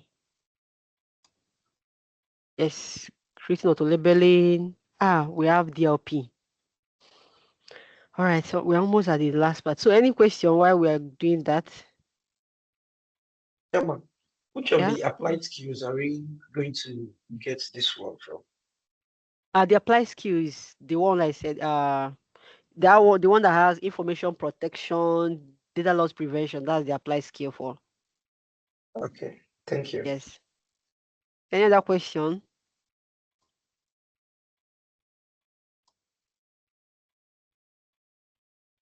No question. Okay. I hope it's clear. David, you can ask your question. I'm sorry, please, can you share the link to the applied skills? Okay. Thank you. So that policy this one. Okay, no. Let me just remove this. It's true. Please, Oh God. I have a question. Is it the policy you did in this class in earlier? I think it's test 1. Yes, I'm trying to. No, it's saying one site. Oh, let me put this. It's the workload, it's the location. SharePoint site, like Okay. I have to remove it because I did not choose a group. SharePoint site has to do with group, which I did not check. So I have to leave it at Exchange email and OneDrive. Like when I was creating the policy, I did not check groups and sites. So that's why. So it's going to apply create now. Please, I have a question. Can I speak? Yes, go ahead. Okay, thank you. Please, I know we did this apply skill last week.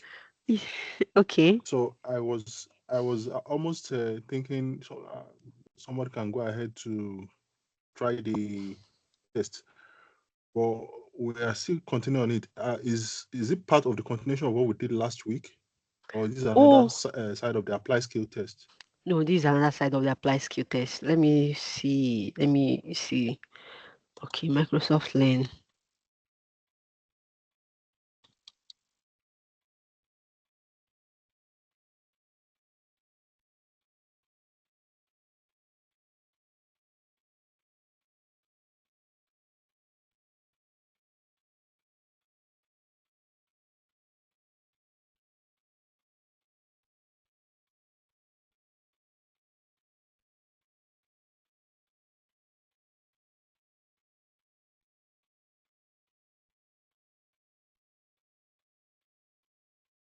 So this is the apply skill I was talking about. For last week? No, yes, I was talking about after the beginner level. Hold on, let me copy the link. After the beginner level,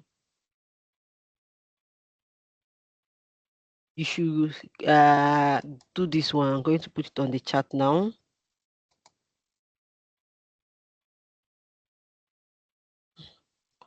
Not that I won't click sometimes. Definitely don't know. So I've added it on the chat. So just go straight forward to it. So this, everything I did now, you're going to see. That's what you're going to see actually.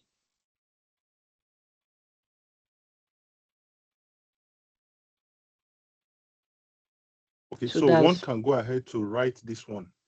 Yes.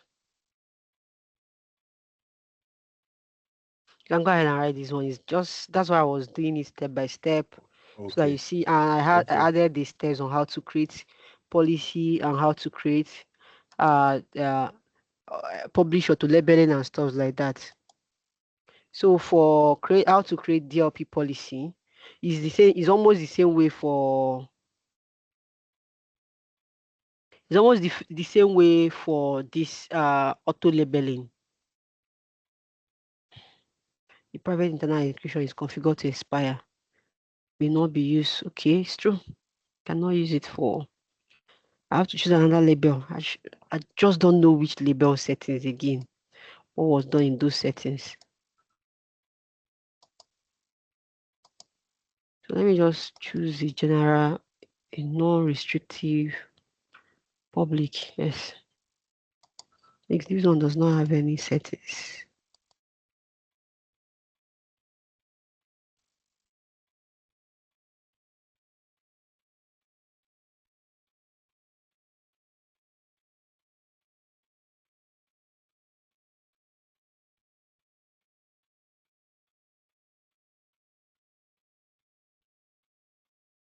So that's it for creating auto labeling. That's how auto labeling works. So any other question on that? Okay, Femi. Yes. I said, can we get the slide for this teaching? Yes, you are going to get it. Thank you. Okay, can I ask my questions now? Yes. Thank you. I actually have a question and also a request. Since you are talking about information policy or information protection and data loss prevention and all, there is this occurrence that are always experienced and all. One of the banks I used, anytime they send me my end of the month statement of accounts and all.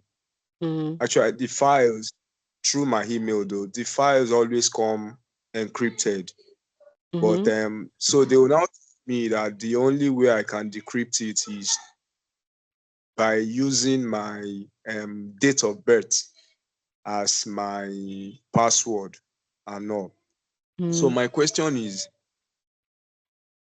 when it comes to penetration testing and all, you will agree with me that that practice is not good enough, because I believe at least more than 100 persons can easily predict what the password will be, since especially those who are very close to me. Do you understand what I'm saying now? Yeah, I So understand what you're saying. Information protection.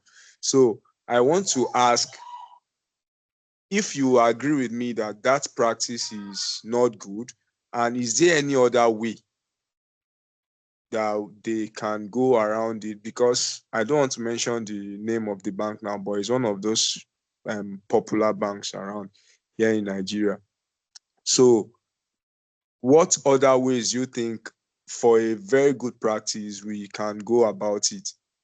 That's number one. My request, please, I feel bad for going back on this, but the last week Saturday class, unfortunately, I could not attend it. Like I said earlier before the class started, that for due to some reasons, I could not attend some classes for about 2-3 weeks now.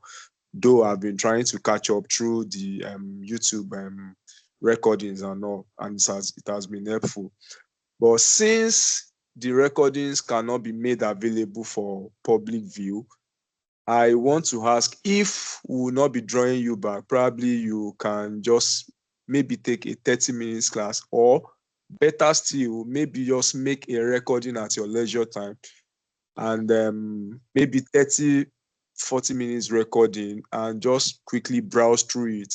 Something that can be what's it called? That can be posted online, that is fit for public view. If you can do that for us, because for someone like me that didn't attend the class, I feel like I'm totally missing out, because I hear people's comments saying it's so insightful, it's filled with a lot of helping information and all and all. So Thank you very much. That's basically what I have to ask. Okay, for the one of the bank, there's naturally nothing like, how will I put it? First of all, the email, like you said, penetration testing.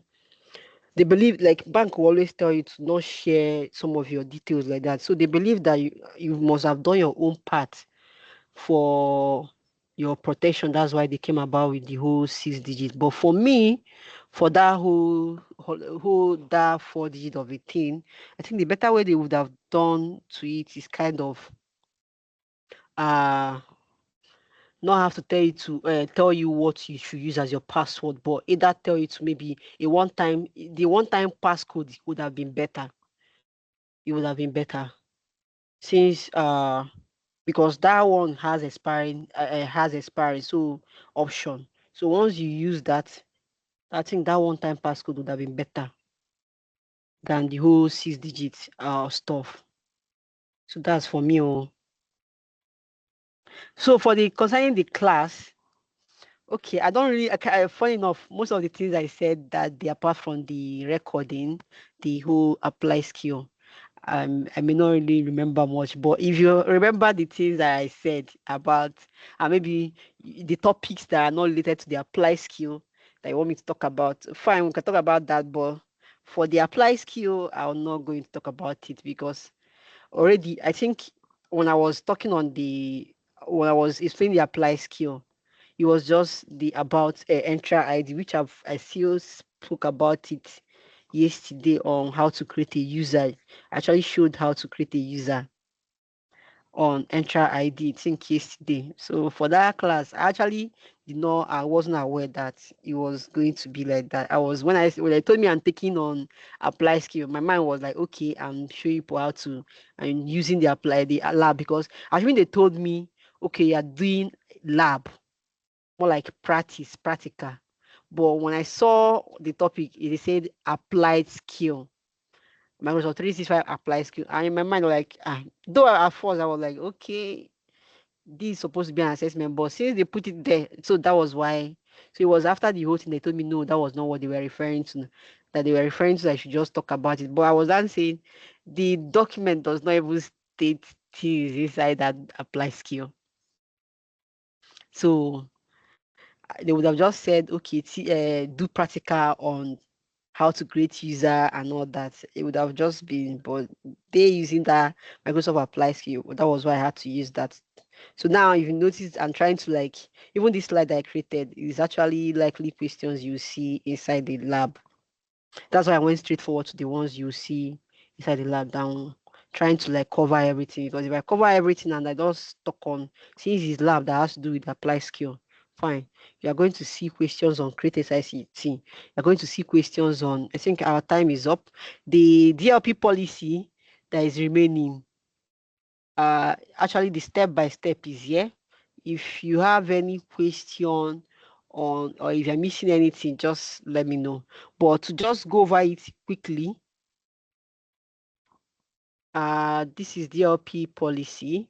It's not under information protection. It has its own feature, data loss prevention. So we come here. We've already created our SIT, just like I said. So what we are going straight forward is policies.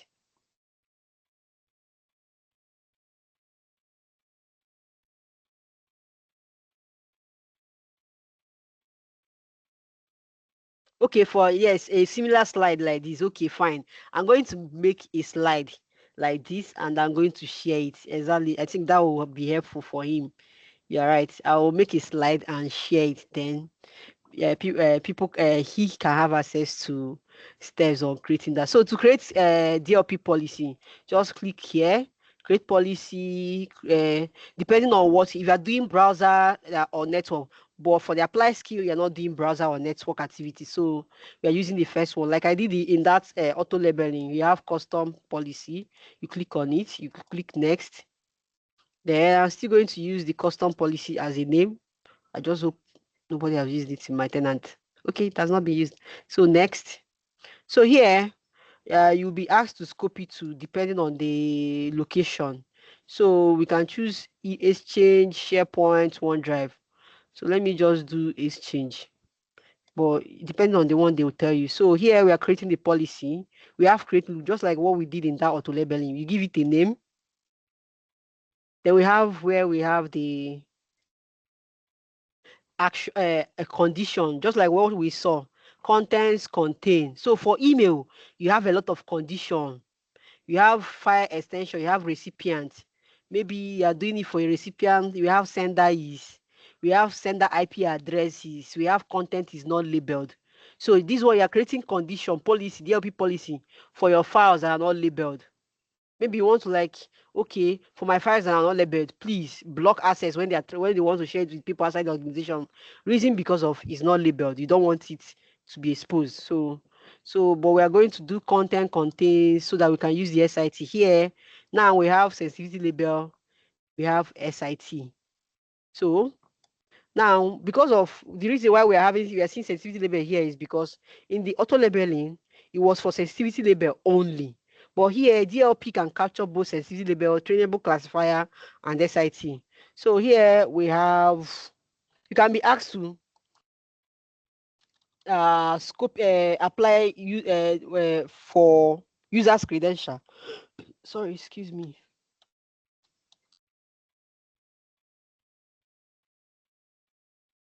Let's see.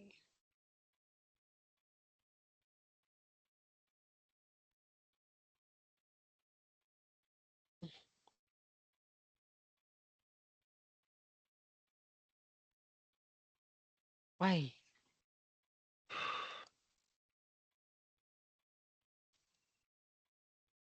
It's not showing.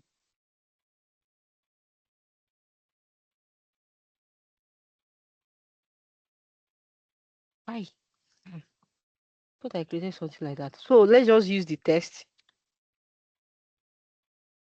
I think I created something like that. Okay. We have tests just like the test we created previously. We even have blood test terms, lab test. That's Microsoft, which means that anything that looks like blood test for somebody that is sensitive. So we can create policy for that. But I think most times it's hospital that make use of this SIT. We do add. You can also do for sensitivity label. You can add sensitivity label too, depending. But we are just doing SIT because in the apply skill you'll be asked for only SIT. So here this is for message or attachment. Message only, attachment only. We are creating it for both message and for attachment, which means that whether you are sending out message only or whether you are sending out attachment with that one, both of them we are capturing it. So here we'll add action under condition. Content is shared from N365 with people outside my organization. Here now, for the auto labeling, there was no action, but here we have restrict, which means that we want to block. We can either say, if you are doing it for sensitivity label, we say set header, remove header. These are all the options, or apply branding to encrypted emails. So there's something they call branded encryption, which means that you want your encryption to have your company logo. That's what that brand means. So after block only people outside my organization. So which means that here you can use policy tips. You'll be asked to use policy tips. This is where you do your policy tips. You toggle users notification, then policy tips. You toggle it here. Customize policy tips. So policy tips might be something like, please do not share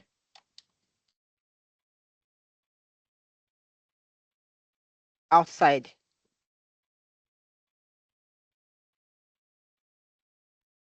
So this policy tips means that you're trying to tell the person why anytime he's trying to do that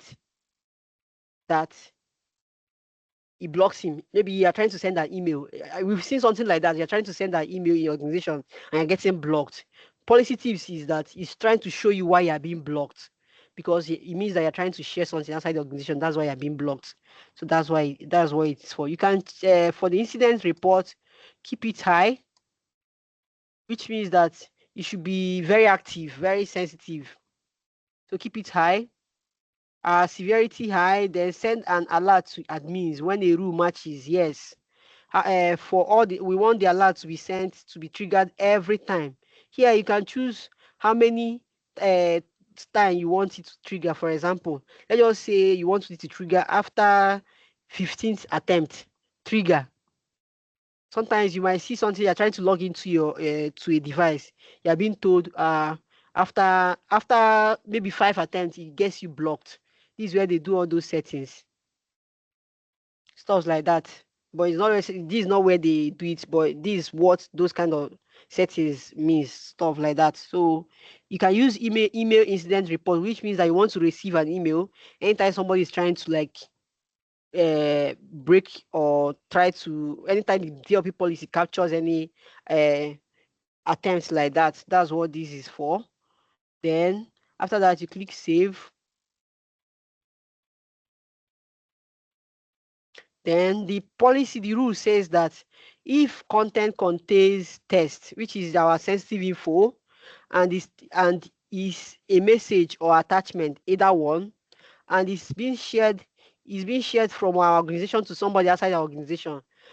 1, notify users with email and policy. 2, restrict to the content for external users. Send alert to admin. So that's the rule. So that's what it is. Then you do next. You can either choose to run on simulation mode or turn it on. So we are turning it on. Next. Then you submit. Oh, I've already used this name because auto labeling actually works like almost like a DLP, but it's an auto labeling policy. But so we can't use the custom policy name. It has already been used. So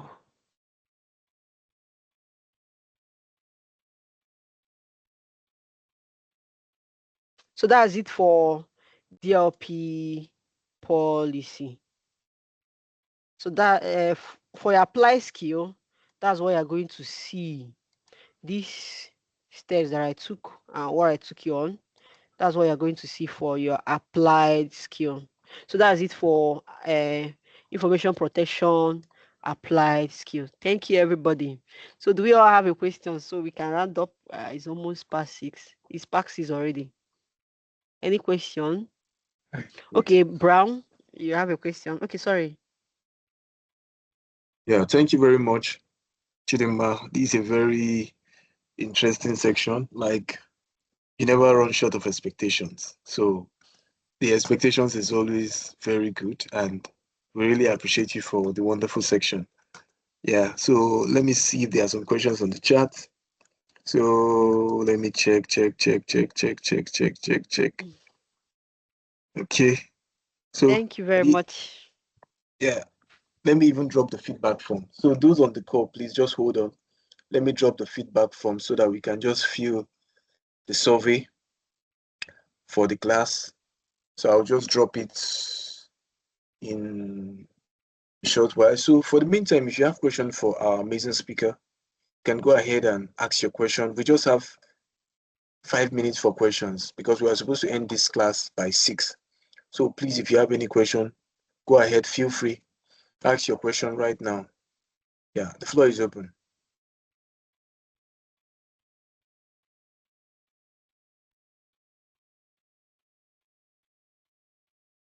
Okay. It seems today's class is very, very well. Like, she really explained it very well. We don't have any question. That's a good one. She broke it down into pieces. Yes, Like, the auntie I is am very clueless. good I at didn't the have explanation. So we are good. Thank you. Chidinma, keep it up. We are proud of you. Wow. Thank you very much. That's nice. Thank you very much for the feedback. That's a very good feedback. That's a very good feedback. So just hold on. Let me drop the feedback form because it's good we feel the feedback. It's going to help us track our efforts and be able to even maybe if any company needs evidence of our impact and all, it will help us to like show. So thank you everyone for joining. I've dropped the feedback form for us to just fill. Your instructor name is Chidinma Ugwu Although you are saying Thelma Hills, but it's Chidinma Ugwu. Okay, the Then Thelma user scene is a user I created in the organization, just like what I was explaining before about feeding the tenants. So I kind of like to use my users to go on classes so that I can like this course now we had now, it has been so that anytime I try to like run some things, I will have some information like data already existing that I can work with. So that's why I like using stuff like this, the user's email to all my users to go on stuff like this. But my name is Chidinma Ugwu. But Thelma Hills okay. is a user I created in my Okay. tenant. Okay. Thank you very much. They are asking for the slide. So Yes, I'm please, actually trying to save it to share it with them. thank you very much. You have really done an amazing job. You have done an amazing job, and this is actually a very good one. A very good one. Like, thank you very much. So next week, by the special grace of God, we'll be starting the identity and access class. So we have left the realm of the fundamental classes. We have done the applied skills, and we'll be going into identity and access proper. So I want us to get prepared. We have actually created the foundation for us to actually know the identity aspect of things. And I want us to be focused, stay tuned, read, and just know that God is going to give you the wisdom to learn all these things and always believe Him. Thank you very much for everyone that joined the class today. Do have a wonderful evening and enjoy Thank the you, rest of your everybody. evening. Thank you, Enjoy and this. let's You. pray for let's Thank pray you, for Emmanuel. Nigeria to win their match against DR Congo. Let's pray that we win So our if you have any match. question too on what we did today, you can also reach out. Then Please, I Yeah. have a so question. Please, I have a question. Please, you can mine reach is out. not a question. Please, I just this want to remind you. oh, sorry. Okay, Go please. on. Thank you. I just want to remind you not to forget about the slide you just promised about last week Saturday. Yes, So I I'm won't. sorry to remind No, I you won't. about it. Yes, I Thank won't. you I will very much. do a recording on that.